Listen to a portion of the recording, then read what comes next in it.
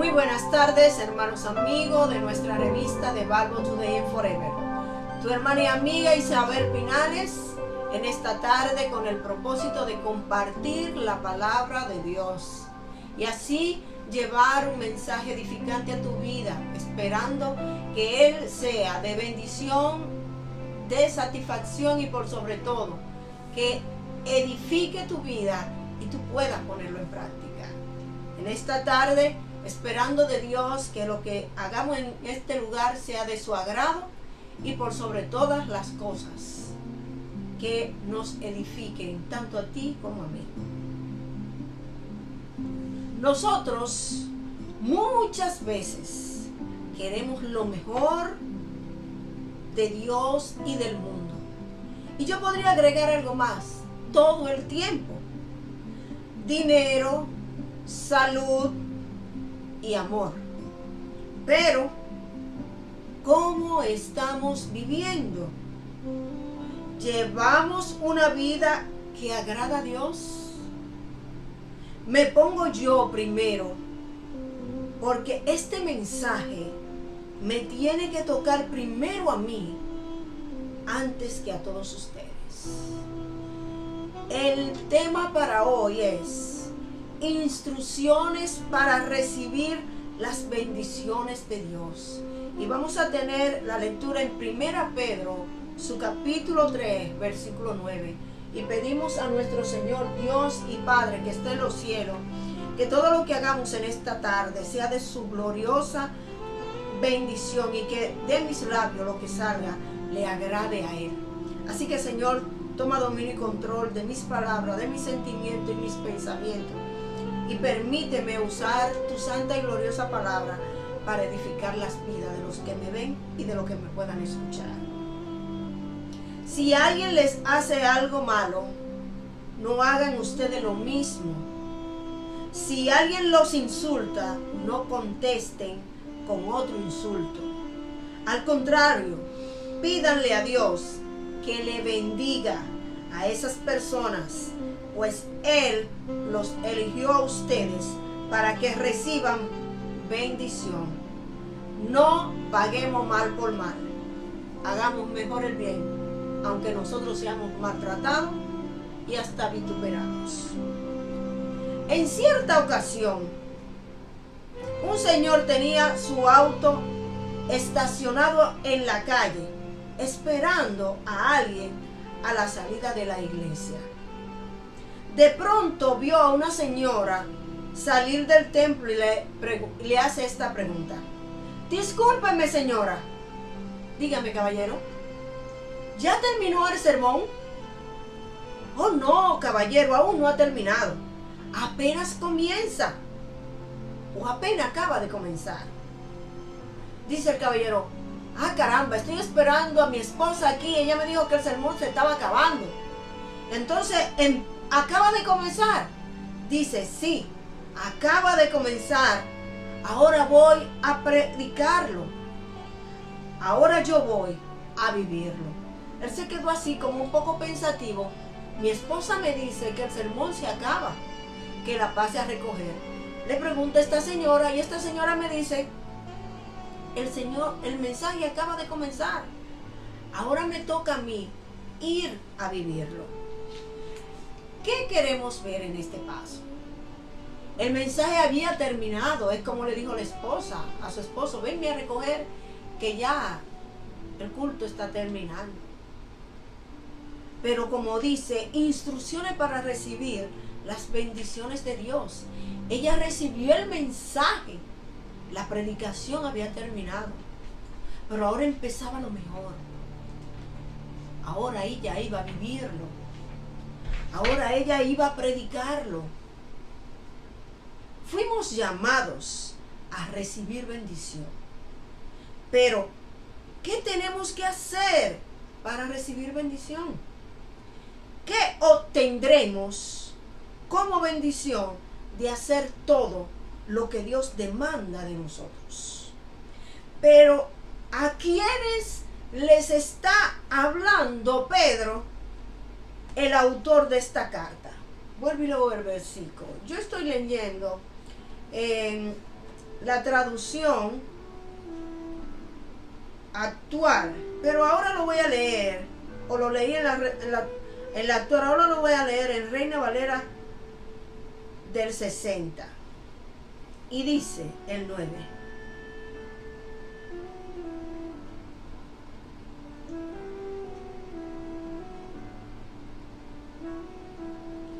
no devolviendo mal por mal, ni maldición por maldición, sino por el contrario, bendiciendo, sabiendo que fuisteis llamados para que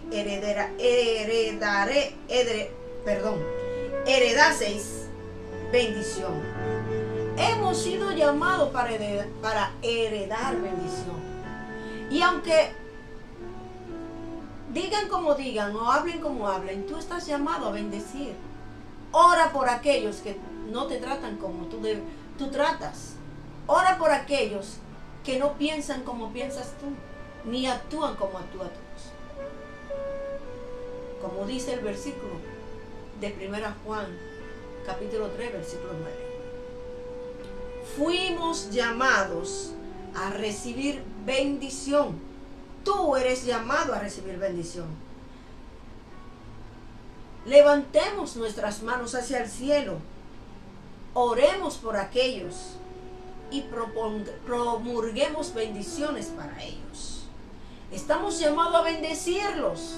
Ellos no nos bendicen, pero Dios nos dice que los bendigamos, que oremos delante de Él y lo presentemos y hagamos prerrogativas delante de Dios por aquellos que hacen aquellas cosas que a nosotros nos hacen sentir en cierta forma mal, pero Dios nos llamó, nos predestinó para que bendigamos a esas personas, no devolviendo mal por mal, ni maldición por maldición, sino por el contrario, bendiciendo, sabiendo que fuisteis llamados para que heredemos las bendiciones. Instrucciones para recibir bendiciones de parte de Dios. Aquí están declaradas.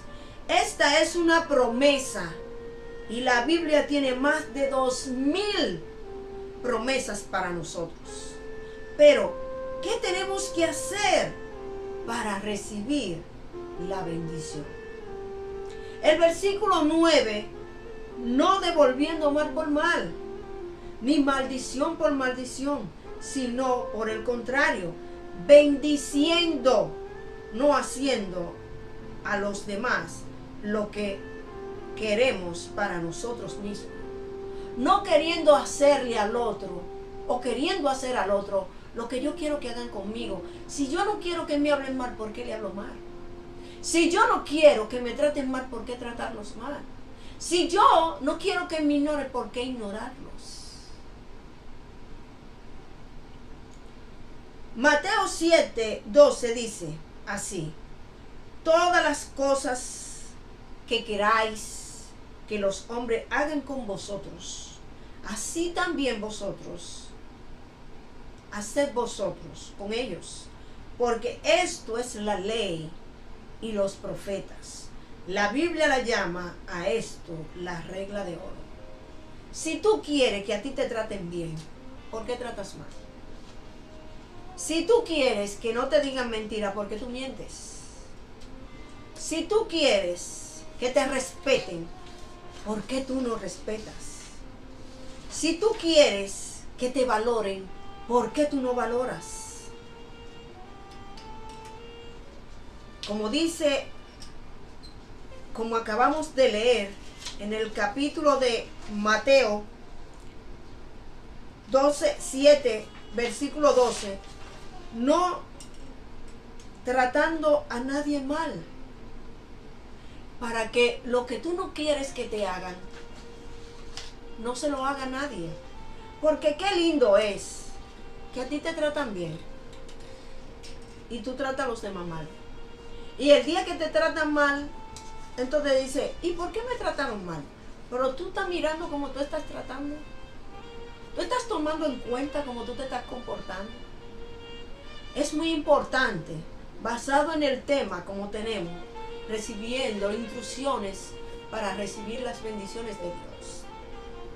Según en 1 Pedro 3:8 dice, tenemos que ser todos de un mismo sentir, compasivos, amándonos fraternalmente, misericordiosos y amigables.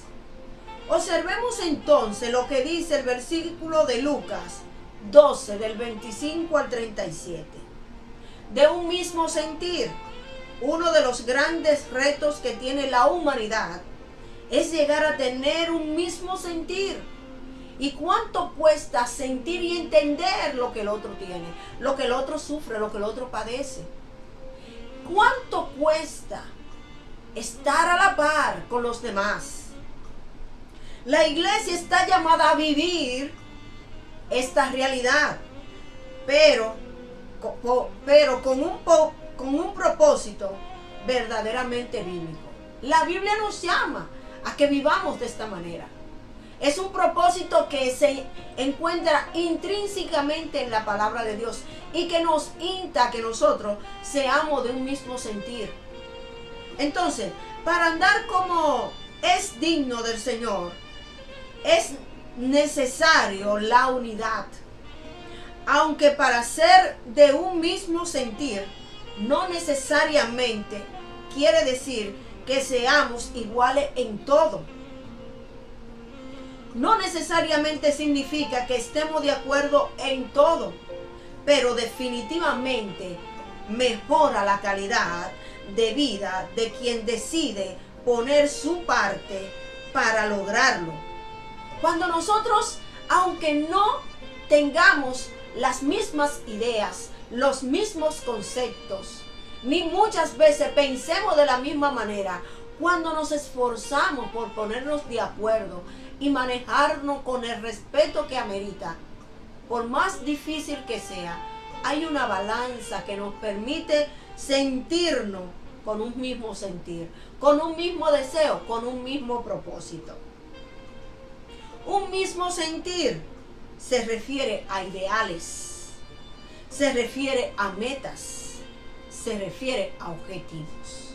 Para poder lograr estos elementos, aunque tengamos diferencia, tenemos que buscar el punto medio para poder complementar y poder llevar a punto final toda una meta. Y pongo como ejemplo la vida matrimonial. Para poder un matrimonio caminar como Dios quiere, como Dios manda, uno de los elementos más importantes es que todo lo que vayan a hacer esté planificado y de acuerdo parte por parte. Porque cuando una relación no se establece en lo que es el entenderse lo que conviene y lo que no conviene, si alguien no tiene la razón, al final que las cosas no salen bien, sale y dicen, te lo dije. Te dije que no iba a ir bien. Ahí hay un desacuerdo.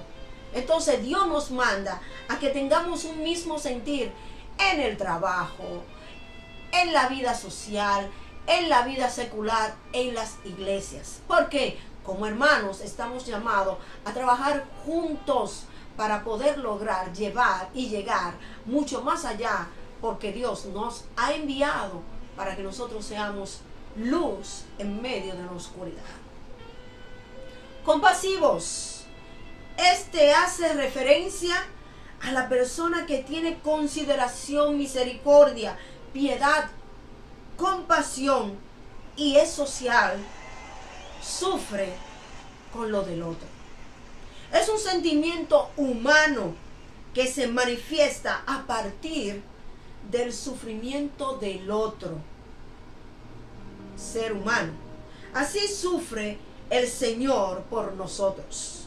Y Él desea que tú y yo aprendamos a ser compasivos. Compasivos como deseamos que lo sean con nosotros. Y voy a hacer un alto aquí. Es muy cierto que cuando nosotros somos los que estamos padeciendo y sufriendo, nos encanta que los demás tengan misericordia, compasión, amor, comprensión para con lo que nos acontece y que nos entiendan. Y estamos siempre esperando todo con el fin de que puedan comprender, aunque no hayamos equivocado, de que nos entiendan y nos ayuden. Pero qué pena es cuando el otro está esperando lo que tú esperabas y te pudieron haber dado. Y el otro está esperando que tú seas recíproco con él. Y no encuentra esa respuesta a esa posición de ser, no encuentro la palabra, la tengo pero no me sale, de reciprocidad, de ser recíproco, esa es la palabra, con aquel que fue contigo. Entonces vemos que tú estás esperando todo eso, como en el principio dije, que nosotros queremos todo, del mundo, del Señor, de los seres humanos, dinero, posición y todo lo demás. Pero cuando somos nosotros que tenemos que dar todo eso, pensamos, ¿y se lo merece? Él hizo eso, ¿tú crees que vale la pena? Yo no creo en esa persona ya. Yo misma lo dije en cierta ocasión. Y he tenido que retractarme, porque el Señor hace maravillas. Y la gloria es del Señor. Amando al prójimo es un concepto que se utiliza como sinónimo de semejante, cercano o vecino, pero que la mayor parte de las veces se usa en el contexto religioso o morales. El amor al prójimo es un concepto judeocristiano de origen bíblico. Amando al prójimo es cuando tú eres capaz de desprenderte de lo que tú tienes para aquella necesidad que aquel tiene. Es cuando tú ves sus necesidades y aún no importando sus actitudes y conductas, su proceder, tú dices, él necesita de mí. Y lo que él necesita, yo lo tengo. Yo se lo voy a dar. Y miren que muchas veces, como dice la misma Biblia, por la maldad de muchos, el amor se enfriará. Muchas veces yo, cualquier otro, ha tenido la intención de no ayudar por las actitudes y conductas de la gente. Pero el Señor, cuando nosotros nos dejamos mover por Él y nos dejamos dirigir por Él, Él nos llama y nos dice, haz esto y aquello. Porque por eso, como hemos dicho, el versículo 3 de Pedro, de primera Pedro, que nos enseña a no pagarnos mal por mal. Cuando nosotros aprendemos a no hacer eso, vivimos una vida de tranquilidad y gozo increíble. Y esas bendiciones son recibidas. Y yo doy testimonio de eso. Porque Dios me ha bendecido de 1000 maneras. Y no me creo perfecta, ni que lo puedo, ni que lo he hecho todo. Pero como les dije al principio, este mensaje, antes de compartirlo contigo, tiene que primero calar en mí. Tiene que trabajar en mí. Tiene que hacer eco en mí para poderlo compartir contigo y que pueda hacer eco en tu vida.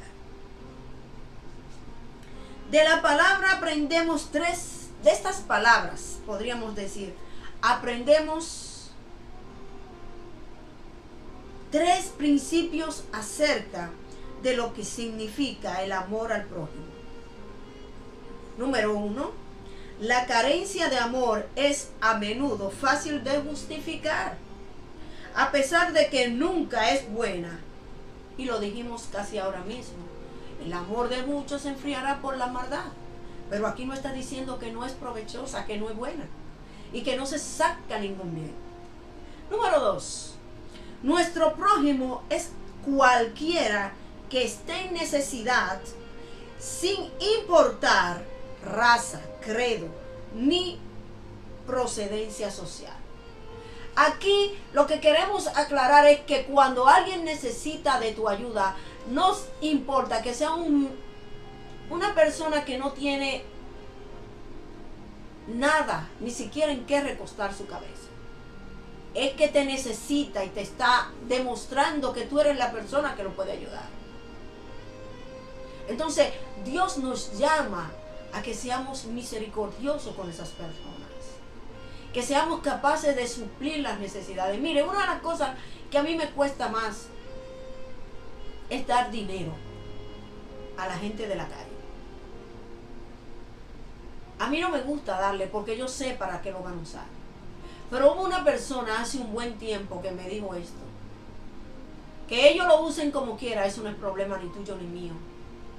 El problema tuyo y mío es que cuando ellos nos pidan, nosotros tengamos el potencial y la posibilidad de, si tenemos, poderle suplir. Porque dice el Señor que si a uno de ellos le damos, a Él le damos. Y nosotros no conocemos a todas las personas. Y todas las personas no usan el dinero de la misma manera que nosotros pensamos. Aunque hay muchos engañadores y que por eso uno se ha endurecido un poco para hacer muchas cosas. Pero eso no ha limitado a aquellos que verdaderamente necesitan, aquellos que verdaderamente van a usar bien lo que tú le vas a dar. Tampoco le damos. Que Dios nos ayude a ser capaces de discernir y ser capaces, aunque no veamos y lo que veamos no sea lo que verdaderamente vemos, seamos capaces de servir y ser servicial en aquellas necesidades. Número 3, amor significa ser algo para suplir la necesidad de alguien. No importa dónde viva, hay gente necesitada a nuestro alrededor. No hay razón justificada para negarse a brindar ayuda, como le acabo de decir. No hay razón. Aunque veamos lo que veamos, no hay razón para nosotros quitar la bendición que Dios tiene para nosotros, que no ha puesto a esa persona para que nosotros le ayudemos. Que da miedo a veces, que es difícil a veces, es cierto, porque no conocemos y no sabemos. Pero en una ocasión yo estuve dando un tema y puse una anécdota de una señora que un niño iba a dormir en la calle y esa temporada era muy fría y él toda su vida había dormido en la calle porque no tenía padre, ni tenía madre, ni tenía hogar. Y en esa ocasión él encuentra a un policía y le dice: Señor, ¿dónde hay un albergue, en donde yo pueda ir, porque la noche va a estar muy fría y yo no tengo dónde dormir, ni dónde ir porque no tengo hogar? Y le dice el Señor: vete 2 esquinas para allá, dobla a la izquierda y después de 2 calles, dobla a la derecha, una casa blanca que hay ahí, toca la puerta y cuando te abran, di simplemente: tengo hambre y tengo sed. Cuando él fue a aquel lugar, el niño tocó, le preguntaron y él dijo: tengo hambre y tengo sed. La señora mayor le abrió la puerta, lo sentó en una mecedora y en aquella mecedora simplemente le preguntó: ¿tienes hambre? Sí, tengo hambre. Le dio de comer. Tengo sed. Le dio de beber.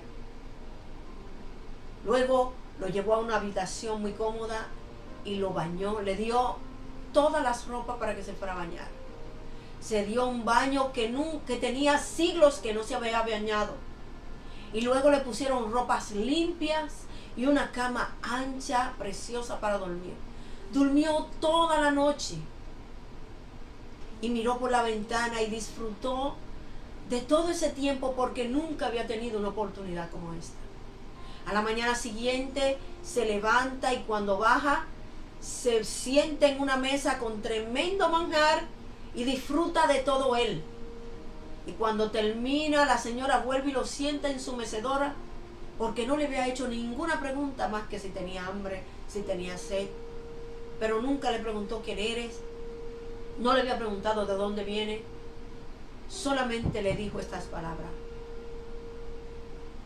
¿cómo te llamas? Me llamo Juan. ¿Cómo te llamas?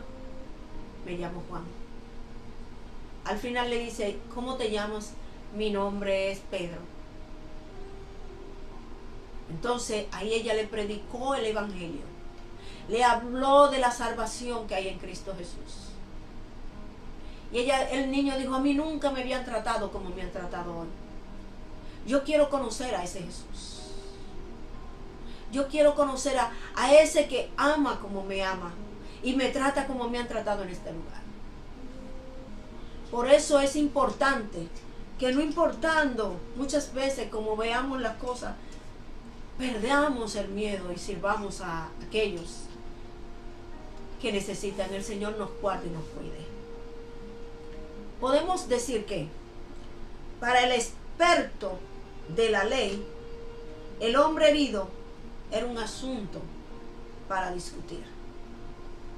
Para los ladrones, el herido era alguien que podía despojar. Para los religiosos, el herido era un problema que debía evitarse. Para el mesonero, el herido era un cliente a quien servir por un precio. Para el samaritano, el herido es un ser humano valioso al que había que cuidar y amar. Para Jesús, todos nosotros somos, y ellos, tan importantes que dio su vida por cada uno de nosotros. Estamos viendo, y le dejo como tarea, en Lucas capítulo 10, su versículo 25 al 37. Exacto. Su capítulo 5 al 37. En donde podemos ver la historia completa del samaritano. Y aquí podemos ver que cada una de las personas que intervinieron en la historia o en la parábola del samaritano tenían un potencial e un interés. El experto en la ley primero tenía que discutir si podía ayudar a aquel hombre. Los ladrones lo único que veían es que podían despojar de lo que él tenía. Los religiosos vieron a un hombre que tenían que evitar porque estaba herido. El mesonero vio un precio y un producto que le daba beneficio. El samaritano vio que había que cuidar y amar a un necesitado. Pero Jesús nos ve a todos y nos ama de tal manera que, no importando nuestras actitudes y conducta, dio su vida por cada uno de nosotros. Misericordiosos. La misericordia es la disposición a compadecerse de los sufrimientos y miserias ajenas. De simpatía o no simpatía, es una práctica, es uno de los principales atributos divinos. Las obras de misericordia son acciones caritativas mediante las cuales ayudamos a nuestros prójimos en sus necesidades corporales y espirituales. En Isaías 58, 6 y 7 y en Hebreos 13:3, instruir, aconsejar, consolar, confortar son obras espirituales de misericordia, como también lo son perdonar y sufrir con paciencia las obras de misericordia corporales. Consisten espiritualmente en dar de comer al hambriento, dar techo al que no tiene, vestir al desnudo, visitar a los enfermos y a los presos. En esta misericordia vemos un sinnúmero de actitudes y cualidades, vemos un sinnúmero de conductas que nos llaman a que nosotros la pongamos en práctica. En Isaías 58, sus versículos 6 y 7, miren cómo dice: ¿no es más bien el ayuno que yo escogí, desatar las ligaduras de impiedad, soltar las cargas de opresión y dejar ir libre a los quebrantados, y que rompáis todo yugo? ¿No es que partas tu pan con el hambriento, y a los pobres errantes albergues en casa? Que cuando veas al desnudo lo cubras, y no te esconda de su hermano. Es que supla, es que provea, es que de lo que tienes pueda darle a los demás. Es que puedas tú en tu corazón, porque ¿de qué sirve que lo hagas para que lo vean? No sirve de nada, pero que en tu corazón albergue el deseo de servir, no importando que te devuelvan, no importando que te lo agradezcan, no importando que valoren lo que tú has hecho. Porque si nos vamos a la Biblia una vez más y recordamos la historia de los 10 leprosos, ¿cuántos fueron a darle gracias al Señor? Uno solo, y los 9, como dijo el Señor. Ese único que se devolvió reconociendo que merecía ir y decirles: gracias, mira, estoy limpio.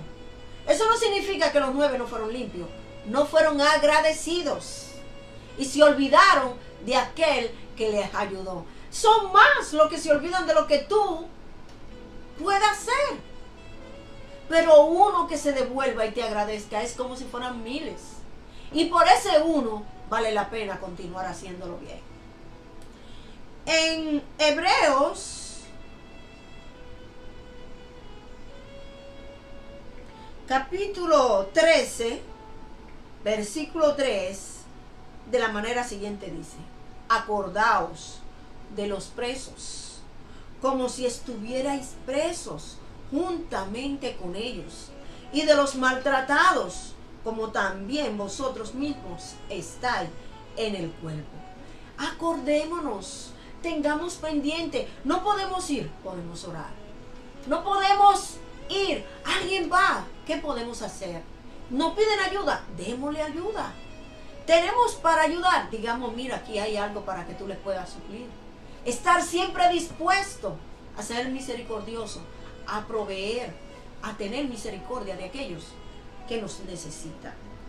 Amigables es una palabra que se define y se dice de la persona que es amable, que es cordial, afable y acogedor, que tiene una concordancia y aceptación, que siempre está dispuesto a servir con agrado y que no escatima en nada para dar de lo que tiene.